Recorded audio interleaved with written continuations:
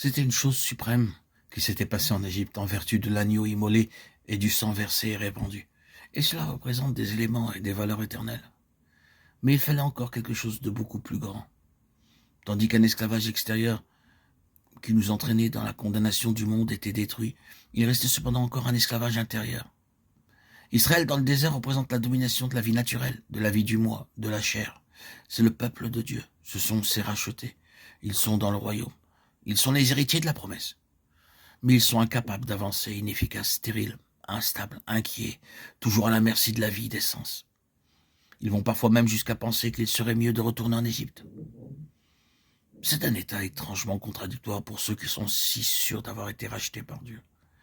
Cette vie du désert représente pour eux une grande dépense d'énergie.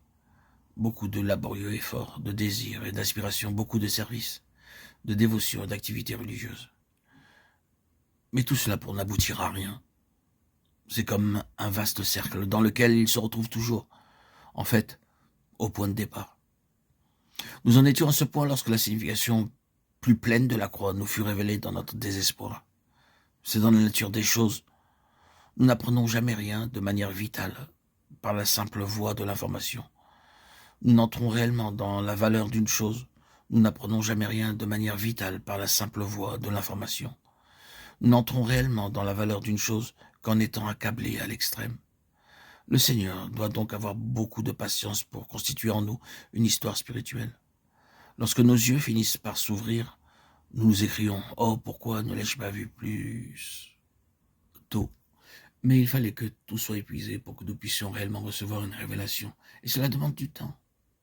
Il en fut ainsi lorsque dans cette heure sombre, nous ouvrions l'épître aux Romains au chapitre 6, et que l'interprète, comme s'il parlait à voix haute et intelligible, nous dit « Lorsque je mourus, tu mourus.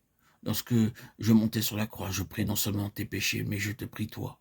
Lorsque je te prie non seulement comme le pécheur que tu savais être, mais je te prie en tout ce que tu es par nature, ce qu'il y a de bon en toi, comme ce qui est mauvais, tes talents, aussi bien que tes défauts. Oui, chacune de tes propres ressources.